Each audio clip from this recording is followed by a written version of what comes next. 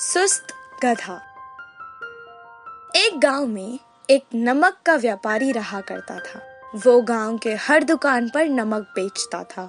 उसे बहुत ज्यादा लाभ नहीं होता था, तो उसने सोचा कि यहाँ उसे कुछ लाभ नहीं हो रहा है, तो वो पास के शहर जाकर बड़े बाजार में अपना नमक बेचेगा। ऐसा करने से उसका लाभ भी होगा और व्यापार भी बढ़ेगा। बहुत सारी नमक की बोरियां उठाने के लिए उसे एक गधे की आवश्यकता थी। तुरंत वो शहर गया और वहाँ से एक गधा खरीद लाया।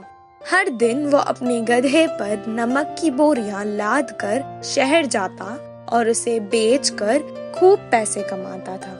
पर शहर को जाने के रास्ते में एक नदी हुआ करती थी, जिस पर एक लकड़ी का छोटा सा पुल था। हर बार वो उसी रास्ते से जाता था। एक दिन जब वो जा रहा था तो रास्ते में गधे का पैर फिसल गया और नमक की बोरी नदी में गिर गई। नमक की बोरी सारी नदी में घुल गई। बोरी में नमक ना होने के कारण व्यापारी वापस लौट गया। गधा बहुत खुश हुआ। व्यापारी को नमक का नुकसान हुआ था, इसीलिए वो उदास था। लेकिन गधे की गलती नहीं थी, इसीलिए वो चुप हो गया। इस घटना से गधे को एक उपाय सूझा।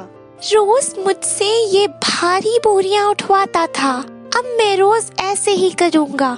नमक बह जाएगा और मेरा बोझ कम हो जाएगा। गधा रोज वही करता था। रोज गधा गिरता और बोरी पानी में गिरा देता था और नमक सारा घुल जाता था। कुछ दिन ऐसे ही बीत गए। व्यापारी कुछ दिन के बाद उस पर संदेह करने लगा। उसने गधे को सबक सिखाने की सोची। अगले दिन वो नमक की बोरी की जगह रुई की बोरी ले जा रहा था। जैसे गधा रोज नमक की बोरी गिरा देता, वैसे ही इस बोरी को भी गिरा लिया। रुई की बोरी भीगकर और भारी हो गई। व्यापारी ने उस बोरी को दोबारा गधे पर लाद दिया। उस भीगी रुई की बोरी का वजन वो उठा नहीं पा रहा था। गधा उसकी गलती समझ गया और कभी दोबारा ऐसे नहीं करेगा, वो ठान लिया। तब से गधे ने ईमानदारी से बोरियां उठाई थी। व्यापारी को खूब लाभ हुआ। वो गधे से भी बहुत प्यार करने लगा था। इस कहानी से हमें ये शिक्षा मिलती है कि किस्मत हमेशा हमारा साथ नहीं देती।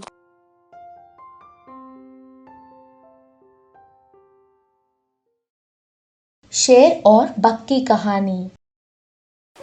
एक जंगल में एक शेर था। वह जानवरों को शिकार करके अपना समय बिताता था। एक दिन शेर एक जानवर को खाते समय उसका हड्डी गले में फंसकर ना बाहर ना अंदर आकर बहुत परेशान हुई। दर्द से जोर जोर से चिल्लाते हुए बेचैन हो गए। बेचारा दर्द से पूरा जंगल में घूम रही थी। घूमते हुए शेर को पेड़ पर बैठा हुआ कौवा दिखाई दी। कौवा दोस्त, मेरे गले में फंसा हुआ हड्डी को क्या आप बाहर निकाल सकते हो? बाद में मैं आपको जो चाहिए वो करूँगा। दर्द को सह नहीं पा रहा हूँ। शेर जी, जन्म से ही हम दोनों शत्रु हैं ना। आपकी बात पर मैं विश्वास नहीं करूँगी। जाओ यहाँ से। अब करने को कुछ नहीं है करके शेर जंगल में चले गए। घूमते हुए शेर को एक पेड़ पर बैठा हुआ बक दिखाई दिया। बक दोस्त, क्या आप मेरे गले में फंसा हुआ हड्डी को बाहर निकाल सकते हो? मुझे बहुत दर्द हो रहा है। ठीक है, जरूरत पड़ने पर एक दूसरों की सहायता करनी चाहिए। वो एक क्रूर जंतु है, वो हमारा शत्रु है। उसके मुंह में मुंह मत लगाओ, वरना वो तुम्हें खा जाएगा। नहीं, शेर का दर्द को मैं देख नहीं पा रही हूँ। शत्रु को भी मुश्किल समय में सहायता करना अच्छी बात है। दोस्त मना करने पर भी वह जाकर उसका लंबी चोंच से शेर के गले में फंसा हुआ हड्डी को निकालकर सहायता की। दोस्त, आपका यह सहायता बहुत बड़ा है। आज से हम दोनों दोस्त हैं। शेर ने प्यार से कहा। बेचारा बक मान गए। दोनों बहुत दिन तक साथ रहे, खेलकर, बात करके और शेर का लाया हुआ शिकारी को खाकर अच्छे दोस्त जैसा समय बिताए। मगर कुछ दिन शिकारी ना मिलने पर भूख से मरे जैसा हो गई शेर। उसके भूख के सामने अच्छे बुरे की मतलब नहीं रहा। वह जब मुसीबत में थी तब बक का किया हुआ सहायता भी भूल गए। बक को सामने देखकर उसको खाके भूख मिटाने से कोई गलती नहीं है, ये सोचकर वो फिर गले में कोई चीज फंस गई करके नाटक किया। बक उस हड्डी को निकालने के लिए शेर के करीब आता है।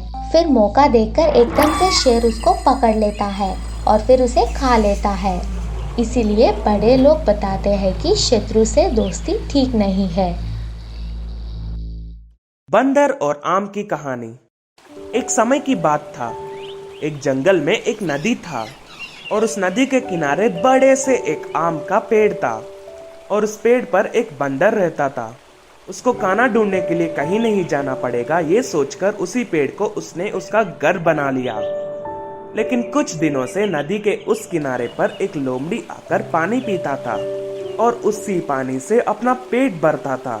उस बेचारे लोमड़ी को देखकर बंदर बहुत दुखी हुआ और उसको उस लोमड़ी पर सहानुभूति लगा। एक दिन 2 आम लेकर नदी के उस किनारे जहाँ लोमड़ी पानी पीता है वहाँ गया। दोस्त, तुम रोज उस पानी पीकर अपने पेट भर रहे हो, उसे देखकर मैं सह नहीं पा रहा हूँ, इसलिए तुम्हारे लिए आम लाया हूँ। ये आम खाओ, ये बहुत स्वादिष्ट और मीठा है और तुम्हारा पेट भी भर जाएगा। ऐसा कहकर बंदर ने आम लोमड़ी को दिया। मैं रोज मांस के बिना कुछ भी नहीं खा सकता, ये आम मेरा पेट कैसा भरेगा? ऐसा उस लोमड़ी ने कहा। ऐसा स्वादिष्ट और मीठा आम पूरे जंगल में नहीं मिलेगा, एक बार खाओगे तो तुम नहीं छोड़ोगे। बंदर ने लोमड़ी को जबरदस्ती खिलाया और उस लोमड़ी ने आम को खाया। खाने में तो बहुत अच्छा है, अरे बहुत स्वादिष्ट और मीठा भी है।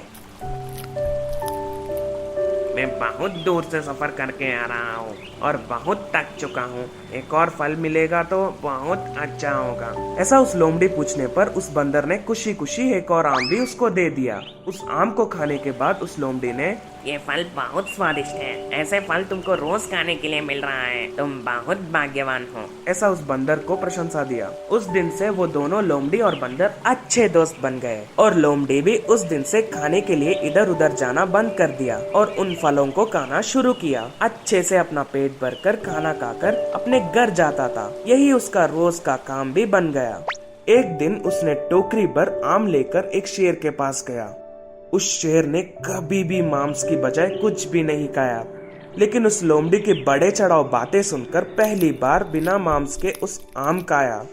कितना स्वादिष्ट खाना है, ये बहुत मीठा है, ऐसे फलों को मैं अपने जीवन में कभी भी नहीं खाया। इस फल को मैं पहली बार खा रहा हूँ, मुझे ही इतना मीठा लग रहा है, तो रोज वो बंदर जो ये फल खा रहा है उसका दिल कितना मीठा होगा। मैं तुम्हारा दोस्त बंदर का दिल खाना चाहता हूँ, उस दिल को लाकर मुझे तोहफा की तरह देना। ऐसा उस लोमड़ी को डराया। एक तरफ बंदर को धोखा नहीं दे सकता, दूसरी तरफ इस शेर को भी ना नहीं कह सकता, कुछ भी तय नहीं कर पाया। ऐसे ही कुछ दिन गुजरे। उस शेर के बातों से डरकर बंदर को धोखा देने का निर्णय लोमड़ी ले लिया और उसके पास गया। क्या हुआ दोस्त, आजकल इस तरह आना ही बंद कर दिया, क्या उस शेर ने आम को खाया, कैसा लगा उसको? ऐसा बहुत जिज्ञासा से पूछा। उसको बहुत अच्छा लगा, उस आम को खाकर वो बहुत खुश हुआ।